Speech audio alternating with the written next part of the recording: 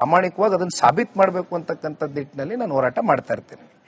ನೀವೇ ಮೆನ್ಷನ್ ಮಾಡಿದಾಗೆ ಯುವ ಜನಾಂಗವನ್ನ ಪ್ರತಿನಿಧಿಸ್ತಿದ್ದೀರಿ, ಅದರ ನಾಯಕತ್ವ ವಹಿಸಬೇಕು ನಿಖಿಲ್ ಕುಮಾರಸ್ವಾಮಿ ಅವರು ಅನ್ನೋ ಆಗ್ರಹ ಕೂಡ ಪಕ್ಷದಲ್ಲಿ ಕೇಳೋಕ್ ಸಿಗ್ತಾ ಇದೆ. ಸರ್, ನಾವು ಯೂತ್ ಅಂತ ಬಂದಾಗ ಕರ್ನಾಟಕದಲ್ಲಿ ಜ್ವಲಂತವಾಗಿ ಕಾಡ್ತಾ ಇರೋದು ಕೆಪಿಎಸ್ಸಿ. ಬಹುಶಃ ನೀವು ಬಿಡದಿ ಕೊಟ್ಟರಲ್ಲಿ ಅರ್ಧ ಕಾನ್ಸಂಟ್ರೇಷನ್ ಕೆಪಿಎಸ್ಸಿಗೂ ಕೊಡ್ಲಿ ಅನ್ನೋ ಆಗ್ರಹವನ್ನ ಆಸ್ಪಿರೆಂಟ್ಸ್ ಗಳು ಮಾಡ್ತಾ ಇದ್ದಾರೆ. ಜಾರ್ಖಂಡ್ ನಲ್ಲಿ ಆಗ್ತಾ ಇರುವ ಜೆಪಿಎಸ್ಸಿ ವಿರೋಧಿ ಪ್ರತಿಭಟನೆ ಏನಿದೆ ಅದ್ರ ಹತ್ರ ಅನ್ಯಾಯ ನಮಗಾಗಿದೆ, ನಮಗೆ ರಾಜಕೀಯವಾಗೂ ಬೆಂಬಲ ಸಿಗ್ತಾ ಇಲ್ಲ, ನಮ್ಮ ಹೋರಾಟಗಳಿಗೆ ಸರ್ಕಾರ ಧ್ವನಿ ಕೂಡ ಕೊಡ್ತಾ ಇಲ್ಲ, ಹೀಗಾಗಿ ನಮಗೂ ಕೂಡ ಬೆಂಬಲ ಬೇಕು ಅಂತ ಆಗ್ರಹಿಸ್ತಾ ಇದ್ದಾರೆ. ಯಾವ ರೀತಿ ಗಮನಿಸ್ತೀರಿ ತಾವು ಇದನ್ನು? ಕೆಪಿಎಸ್ಸಿ ವಿಚಾರವಾಗಿ ನನ್ನ ಅಧಿಕೃತ ಸೋಷಿಯಲ್ ಮೀಡಿಯಾ ಪ್ಲಾಟ್ಫಾರ್ಮ್ ಅಲ್ಲಿ, ಫೇಸ್ಬುಕ್ ಪೇಜ್ ಅಲ್ಲಿ, ನನ್ನ ಹ್ಯಾಂಡಲ್ ಅಲ್ಲಿ ತಾವು ಈಗಲೂ ಕೂಡ ಹೋಗಿ ನೋಡಬಹುದು.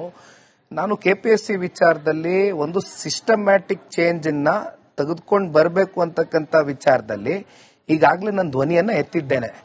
ಕೆಪಿಎಸ್ಸಿ ವಿಚಾರ ಇವತ್ತಿಂದ ಅಲ್ಲ, ತಮಗೆ ಗೊತ್ತಿದೆ, ಹಲವಾರು ಸರ್ಕಾರಗಳು ಬಂದು ಹೋಗಿದೆ. ಕೆಪಿಎಸ್ಸಿನಲ್ಲಿ ಯಾವ ರೀತಿ ಅನಾಹುತಗಳು ನಿರಂತರವಾಗಿ ನಡ್ಕೊಂಡ್ಬಂದಿದೆ. ಅಮಾಯಕ ಯುವಕರ ಒಂದು ಭವಿಷ್ಯ ರೂಪಿಸ್ತಕ್ಕಂಥ ಕೆಪಿಎಸ್ಸಿ ಏನಾಗಬೇಕಾಗಿದೆ, ಪರಿಣಾಮಕಾರಿಯಾಗಿ ಇವತ್ತು ಅದು ಕೆಲಸ ಮಾಡ್ತಾ ಇಲ್ಲ. ಬಟ್ ಅದರಲ್ಲಿ ಇರ್ತಕ್ಕಂಥ ಲೋಪಗಳೇನು, ದೋಷಗಳೇನು, ಇವೆಲ್ಲವೂ ಕೂಡ ಒಂದು ಡಿಬೇಟ್ ಮೂಲಕ, ಒಂದು ಓಪನ್ ಡಿಬೇಟ್ ಮೂಲಕ, ಯಾಕೆಂದ್ರೆ ಕೆಪಿಎಸ್ಸಿನ ಅಟೆಂಪ್ಟ್ ಮಾಡ್ತಕ್ಕಂಥದ್ದು ಬಹಳ ಜನ ಇವತ್ತು ಸ್ಟೂಡೆಂಟ್ಸ್ ನನಗೆ ಪ್ರತಿಕ್ರಿಯೆ ಕೊಟ್ಟಿದ್ದಾರೆ, ಎಲ್ಲಿ ನನ್ನ ಸೋಷಿಯಲ್ ಮೀಡಿಯಾ ಪ್ಲಾಟ್ಫಾರ್ಮ್ಗಳಲ್ಲಿ.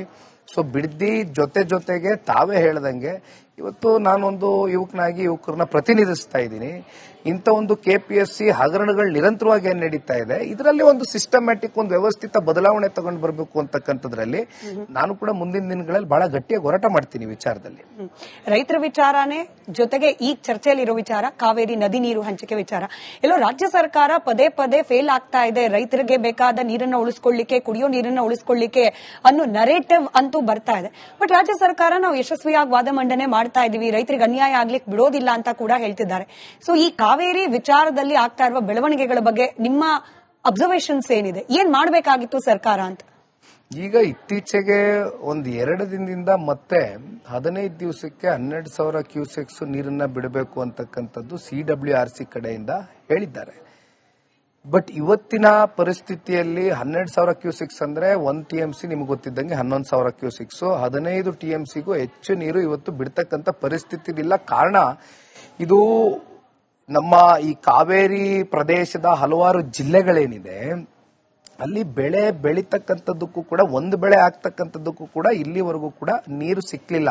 ಅದರಲ್ಲೂ ನೀವು ಮಂಡ್ಯ ಭಾಗದಲ್ಲಿ ನೋಡಿರ್ಬೇಕು, ಕಬ್ಬುಗಳು ಸಂಪೂರ್ಣವಾಗಿ ಎಲ್ಲ ಬತ್ತೋಗಿದೆ. ಇಂಥ ಪರಿಸ್ಥಿತಿಯಲ್ಲಿ ಬೆಂಗಳೂರು ನಗರಕ್ಕೂ ಕೂಡ ಕುಡಿತಕ್ಕಂಥದ್ದಕ್ಕೆ ನೀರಿನ ಅಭಾವ ಹೆಚ್ಚಾಗಿ ಕಾಡ್ತಾ ಇದೆ. ಹಾಗಾಗಿ ಮೊನ್ನೆ ಸರ್ವಪಕ್ಷದ ಸಭೆ ಮಾನ್ಯ ಮುಖ್ಯಮಂತ್ರಿಗಳ ನೇತೃತ್ವದಲ್ಲಿ ಎಲ್ಲರೂ ಕೂಡ ಸೇರಿದ್ರು. ಮಾಜಿ ಮುಖ್ಯಮಂತ್ರಿಗಳು ಬಹಳ ಜನ ಹಿರಿಯಕರು ಕೂತಿದ್ರು.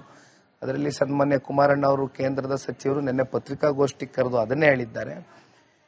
ಮುಂದೆ ಬಹಳ ಅನಾಹುತದ ದಿನಗಳು ಕಾಡ್ತಾ ಇದೆ. ಇದಕ್ಕೆ ಸುಪ್ರೀಂ ಕೋರ್ಟ್ ನಲ್ಲಿ ನಾವು ನಮ್ಮ ಪರವಾದಂತ ವಾದ ಮಂಡಿಸ್ತಕ್ಕಂಥದಕ್ಕೆ on technical grounds and on reality grounds, ಇವತ್ತು ನೀರು ಕೊಡತಕ್ಕಂತ ವಿಚಾರದಲ್ಲಿ ಇವತ್ತು ನಮಗೆ ನೀರಿನ ಕೊರತೆ ಇದ್ದಾಗ, ಕುಡಿಯೋ ನೀರಿಗೂ ಕೊರತೆ ಇದ್ದಾಗ, ಇದನ್ನ ಹೇಗೆ ನಾವು ಬೇರೆ ಪಕ್ಕದ ರಾಜ್ಯಕ್ಕೆ, ತಮಿಳುನಾಡು ರಾಜ್ಯಕ್ಕೆ ಕೊಡ್ಲಿಕ್ಕೆ ಸಾಧ್ಯ ಅಂತಕ್ಕಂಥದ್ದನ್ನ ಚರ್ಚೆ ಸರ್ವಪಕ್ಷದಲ್ಲೂ ಮಾಡಿದ್ದಾರೆ. ಹಾಗಾಗಿ ಇದಕ್ಕೆ on legal grounds, technical grounds, ಇದನ್ನ ಯಾರಾದ್ರೂ ಲೀಗಲ್ ಎಕ್ಸ್ಪರ್ಟೀಸ್ ನ ಇಟ್ಕೊಂಡು ಸರ್ಕಾರ ಇವತ್ತು ನೀರನ್ನ ಬಿಡದೇ ಇರತಕ್ಕಂತ ನಿಟ್ಟಿನಲ್ಲಿ ಯಾವ ರೀತಿ ಇವತ್ತು ಕ್ರಮ ರೂಪಿಸ್ತಕ್ಕಂಥದ್ದು ಸೂಕ್ತ. ಕುಟುಂಬದ ವಿಚಾರ ಹಾಗೆ ವೈಯಕ್ತಿಕ ವಿಚಾರ, you may choose not to answer this, but ಸಾಕಷ್ಟು ಚರ್ಚೆಯಲ್ಲಿ ಇರೋದ್ರಿಂದ ಕೇಳ್ತಾ ಇದ್ದೀನಿ. ದೊಡ್ಡ ಆಘಾತ ಆಗಿದ್ದು ಪ್ರಜ್ವಲ್ ರೇವಣ್ಣ ಅವರ ವಿಚಾರ. ಇಡೀ ಕುಟುಂಬ ಅದರಿಂದ ಜರ್ಜರಿತವಾಯಿತು. ಜೈಲು ಅನ್ನೋದು ಪಶ್ಚಾತ್ತಾಪದ ಕೇಂದ್ರ ಆಗಬೇಕು ಅಂತಿದ್ದಾಗ ಇತ್ತೀಚೆಗೆ ಸಿಕ್ಕಂತ ಒಂದಷ್ಟು ವಿಚಾರಗಳು, ಅಲ್ಲಿ ಮೊಬೈಲ್ ಬಳಕೆ ಮಾಡ್ತಿದ್ದಾರೆ, ಪೆನ್ ಡ್ರೈವ್ ಇದೆ, ಇದು ಮತ್ತದೇ ಸಾಮಾಜಿಕ ಜಾಲತಾಣದಲ್ಲಿ ಅರೆ ಅಲ್ಲಿ ಹೋದ್ರೂ ಇದೇ ಬುದ್ಧಿನ ಅನ್ನೋ ರೀತಿಯಲ್ಲಿ ಚರ್ಚೆಗೆ ಮತ್ತೊಮ್ಮೆ ರಿಪೀಟ್ ಮಾಡ್ತೀನಿ, you may choose not to answer, but ಪ್ರಶ್ನೆ ಕೇಳೋದು ನನ್ನ ಕರ್ತವ್ಯ. ಮೇಡಮ್, ಇದಕ್ಕೆ ಜೈಲ್ ಅಥಾರಿಟಿ ಇದೆ, ಹೋಮ್ ಡಿಪಾರ್ಟ್ಮೆಂಟ್ ಇದೆ, ಕಾನೂನಿನ ಅಡಿಯಲ್ಲಿ ನೆಲದ ಕಾನೂನು ಎಲ್ರಿಗೂ ಕೂಡ ಒಂದೇ. ಹಾಗಾಗಿ ಇದಕ್ಕೆ ಯಾವ ರೀತಿಯಾದಂತಹ ತೀರ್ಮಾನಗಳು, ನಿರ್ಧಾರಗಳು ಹೋಮ್ ಡಿಪಾರ್ಟ್ಮೆಂಟ್ ಮತ್ತೆ ಜೈಲ್ ಅಥಾರಿಟಿ ಕಡೆಯಿಂದ ತಗೊಳ್ಬೇಕು, ಅವ್ರು ತಗೊಳ್ತಾರೆ. ಅದನ್ನ ಹೊರತುಪಡಿಸಿ ಇದಕ್ಕಿಂತ ನಾನು ಇನ್ನೇನು ಕಮೆಂಟ್ ಮಾಡ್ಲಿಕ್ಕೆ ಆಗಲ್ಲ ಈ ವಿಚಾರದಲ್ಲಿ. ರೈಟ್. ಇಷ್ಟೊತ್ತು ಬಿಡದಿಯಿಂದ ಶುರುವಾಗಿ ನಿಮ್ಮ ಮನೆಯ ವಿಚಾರದವರೆಗೂ ಸಾಕಷ್ಟು ಪ್ರಶ್ನೆಗಳಿಗೆ ಮುಕ್ತವಾಗಿ ಉತ್ತರ ಕೊಟ್ಟರೆ ಧನ್ಯವಾದ ನಿಮ್ಮ ಸಮಯ ಹಾಗೆ ಉತ್ತರಕ್ಕಾಗಿ. Thank you madam. ಥ್ಯಾಂಕ್ಸ್. ಇದಾಗಿತ್ತು ಇವತ್ತಿನ ವಿಶೇಷ. ನೋಡ್ತಾ ಇರಿ ರಿಪಬ್ಲಿಕ್ ಕನ್ನಡ, ಇದು ನಿಮ್ಮ ಧ್ವನಿ.